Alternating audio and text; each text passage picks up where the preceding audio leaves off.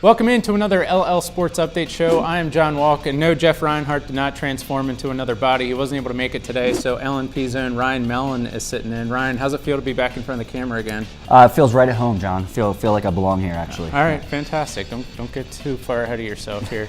All right, we have a jam-packed show for you guys, a lot of winter sports. We're going to start it off with ice hockey. LNP ice hockey reporter Tim Gross was out at Hershey over the weekend covering the CPIHL championship games. To recap all that, we throw it to Tim. In local ice hockey, Manheim Township won the CPIHL's Viola Cup Saturday with a 3-2 victory over Annville-Cleona at Hershey Park Arena. The Blue Streaks finished the season with one loss. They ran with two goaltenders throughout the year, David Reagan and Jared Gordon, and they had a ton of playmakers who contributed throughout the season. Though on Saturday, Annville-Cleona put them in a 2-goal deficit as Brendan Moore tallied a pair of first-period goals. Manheim Township rallied in the second, though, with goals from Ethan Kim, and then Ian Mason tied the game with 2 minutes left in the second period. The teams won scoreless through the third and into overtime. At 10:43 of the extra session, Gavin Maurer found Nick Tufano down low. Tufano buried the goal and sent the Blue Streaks to their first title since 2013 and their third title overall. Also in the CPIHL Saturday, Cedar Crest captured the Rothrock Cup by rallying from a 3-1 deficit to beat the Shamrocks 6-4. Anthony Griffiths scored a pair of goals in the third period to complete the comeback and give the Falcons their first title. And in the Bears Cup final, Hershey topped Lower Dolphin. It's a dramatic finish. Lower Dolphin possessed the puck in the end and Hershey's end throughout overtime. Hershey got a chance late, and Pat Larkin scored the game-winning goal with 1 second left on the clock in overtime. So that wrapped up the CPIHL season. 3 teams from the CPIHL ended up qualifying for the Flyers Cup. That started on Monday, and Hershey, Lower Dolphin, and Palmyra all won their first-round games, so they're still going. I'm Tim Gross for Lancaster Online. Okay, Tim, thanks for that report. Last week we saw the District 3 swimming championships. John, what happened there? Yeah, a lot of stuff went down. We had a bunch of medalists from the LL League, and Diana Puglisi was there covering all of it. Thanks to Diana for sending me all these notes. I'll try my best to recap here. Lancaster County swimmers total combined for 70 medals across the 2-day of District 3 Class 2A and 3A competition at Cumberland Valley. That total includes 4 gold medals and 12 silvers and 4 bronze. Cocalico's Zach Shirk and Cedar Crest Eli Gryboski each won gold in the 100 breaststroke, while Manheim Township's Amy Younginger and Donegal's Jordan Park each finished first in the 100 butterfly. Younginger also won silver in the 200 freestyle, while Park was second in the 100 breaststroke. Other double medalists include Warwick's Joel Mall, who had silver in the 200 IM and 100 backstroke, CV's Nick Lynham, silver in the 500 freestyle and bronze in the 200 freestyle, and Hempfield's Sophie Lear, who got bronze in the 50 and 100 freestyles in Class 3A.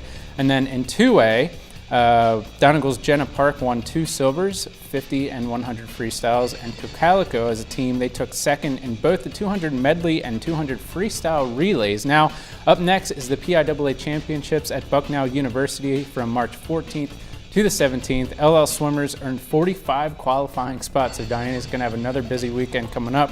That's going to be led by Younginger. She holds the #1 overall spot in the girls 3A butterfly to kind of highlight things there. Elizabethtown's Kirsten Lentz will also compete in the 3A diving championships, which is slated also at Bucknell on March 15th. All right, that does it for swimming. Now we're on to bowling. Last week was the Pennsylvania Regional Bowling Championships at Leisure Lanes. What happened there?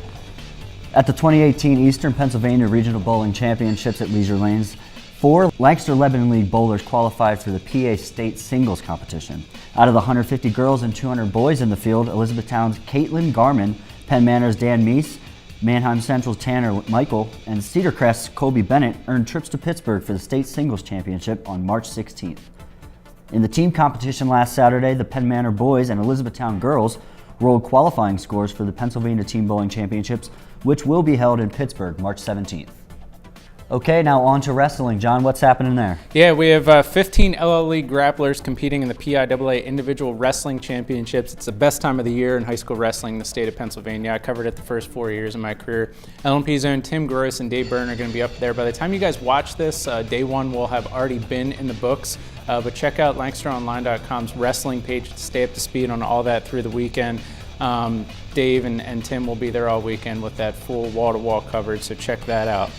All right, it's another week of LL League football news, even though Jeff isn't here, we're going to be hitting on that. We have one more coaching vacancy in the LL League, and it might be filled soon. What's going on there? Yeah, that's happening at Donegal, and it's the school board meeting this Thursday. We're going to find out who that coach is going to be. It's Chad Risberg. We don't know much about him yet, other than that he's been a long-time Donegal assistant last several seasons. He has to be approved at the school board, and it's this Thursday before that's official. So stay tuned to Lancaster Online's football page, and we'll keep you updated on that. This weekend we have girls basketball. John, what's going on there? Yeah, state tournament's starting up for girls and boys basketball. We're going to hit on the girls first. The Lancaster-Lebanon League saw two of its own District 3 championship teams last week win District 3 titles, I should say. No surprise there. Lancaster Catholic girls won in 4A, and Lebanon Catholic girls won in Class 1A District 3 championships. And up next, PIAA tournament starts Friday and Saturday for all 6 classes. We have 7 LL League girls teams competing in that. I'll start in Class 6A. LL League Section 1 champ Manheim Township will square off against District 1 champ Souderton, who was a state semifinalist a year ago. That game will be on Friday at 7:30 at Council Rock South in Holland. Elizabethtown, an LL semifinalist, will clash with District 1 third place finisher Garnett Valley at 6 p.m. at Interborough and in Prospect Park. Class 5A, LL Section 2 champ Lampeter-Strasburg will take on District 12 runner-up Mastery North Saturday, 3:30 at South Philadelphia.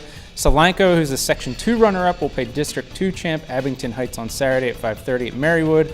Class 4A, reigning LL and District 3 champ Lancaster Catholic will tangle with District 12 fifth place finisher Overbrook on Saturday, 3 o'clock at Warwick, while Northern Lebanon will take on District 12 champ Bonner Pendergast. That's a mouthful. On Saturday at 3:30 p.m. at Cardinal O'Hara in Springfield. And finally in Class 1A, reigning District 3 champ Lebanon Catholic, they will open defense of its own state championship on Saturday, 4:30, against fourth place finisher Cowanesque Valley. That's another mouthful. And then also wanted to mention these two Lancaster County private school teams. District 3 runner-up Linden Hall. They will meet District 5 third place finisher Southern Fulton, 4:30 on Saturday at Warwick. Finally, Tri-Valley semifinalist Lancaster Country Day will take on District 4 runner-up Benton. That'll be on Saturday at 6 p.m. at Williamsport. And speaking of basketball, LNP's own Irene Snyder was out at Solanco girls basketball practice. We hadn't stopped out there yet, and they've been having this awesome season. So to get us caught up to speed on what's happening with Solanco girls basketball, we throw it to Irene. So you've had a really good season so far this year. Talk to me about how fun it's been coaching this team.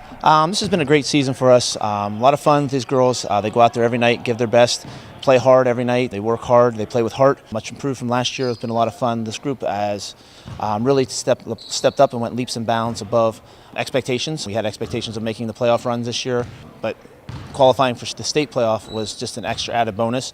We use the term around here, bonus basketball. We're into that part of the season now where we're getting bonus basketball. So this team hasn't gone to states in 6 years, so are you excited to play in the game this coming Saturday? How excited are you? I'm really excited. It's awesome to be a part of the winning program, and since they haven't been able to do it recently, it's awesome that we're able to do it our class. How do you feel going up against Abington Heights? I'm pretty confident. I'm sure that they're going to give us a good game, a run for our money, but I think we're solid and we're a strong team, and we'll definitely give them a fight. And how fun has it been working with this team or playing with this team this season? It's been so much fun. All the girls are great. We all love each other. We all bond. And, yeah, I couldn't ask for anything other than those girls. Thanks, Irene, for that report. John, what's going on with boys basketball? Yeah, now on the boys basketball, we have 6 LL League teams and 2 private school teams from Lancaster County in Class 1A. I'm going to start Friday's games. We have Class 5A, 4A, and 1A competing. I'll start in Class 5A for Friday. Third District 3 8th place team, Garden Spot, will take on District 2 champ Abington Heights. That'll be at Scranton High School at 7:30. And then LL Section 2 and League Tournament champion Lampeter-Strasburg. They already set the program's new single season wins record, by the way. They're 25-4 overall. I believe the previous record was 23 wins set a couple years back. But anyway, the Pioneer will be traveling 2 hours north. I'll be up there as well to face District 11 runner-up Bangor. That'll be at Easton High School, 7:30. And then Class 4A, LL Section 3 champ and tournament runner-up Lancaster Catholic will take on District 6 champion Huntingdon at Altoona High School. Good luck to the Crusaders taking that trip west past State College. And then finally, Class 1A, District 3 fifth place team, Conestoga Christian, will be taking on District 2 champ Susquehanna. That'll be at Carbondale High School at 7 o'clock. And District 3 1A runner-up, Lancaster Country Day, will be playing District 6 third place team, Black Lick Valley at Central Dauphin East High School. That's all on Friday. Now on Saturday, we have a couple teams there. Class 3A LL Section 3 runner-up, Lancaster Mennonite, will be taking on District 6 champ Legionnaire Valley. My apologies if I'm pronouncing that incorrectly. That's going to be at Johnstown High School, 4 o'clock. By the way, the Blazers lost both their district semifinal and district consolation games by 1 point apiece. So, yeah, even though they're the District 3 fourth place team, keep an eye on Lancaster Mennonite possibly making a deep run there in states and surprising people given their seed. But they've been awesome all year. Finally, Class 6A. Manheim Township, District 3 fourth place team. They will be taking on Lower Marion, who we all know is at Kobe Bryant School. That'll be at Ben Salem High School, 4 o'clock. Mike Gross will be there covering that. And then LL Section 1 champ Hempfield will be taking on District 1 fifth place team Coatesville. That's a close game at Warwick High School, 6 o'clock on Saturday. I'll be there for that. That's on the back end of a triple header. There's 2 girls' games in front of it. So, yeah, it's scheduled for 6 o'clock, but I won't be surprised if it doesn't start until about 7 o'clock. And speaking of Hempfield, LNP's own Irene Snyder was out at Hempfield boys basketball practice, and we kind of switched it up this week in terms of not just kind of talking about the team's season, but one of the things that kind of stands out with me for there's a few things that stands out with Hempfield, but one of the things that's kind of underrated is this next play mentality for the Black Knights, and that if they make a mistake on one end of the court, they're back down, they forget about it, and they move on, and they try to make up for a play on the other end. And LNP's own Irene Snyder chatted with Hempfield's David Martin Robinson about that. So we throw it to Irene to take us out for this week. Thanks for watching. He's Ryan Mellon. I'm John Walk. Irene, take us away. So talk to me about the next play mentality that you have here at Hempfield and how you think it's helped your team as a whole and also you personally. The next play mentality is whenever something goes wrong, you just got to move on from it. There's no use crying over spilled milk, and the game isn't won by plays that you did before. It's won by the next play that you do. We try to instill that in all our players here. And then how are you passing on that mentality to younger players on the team?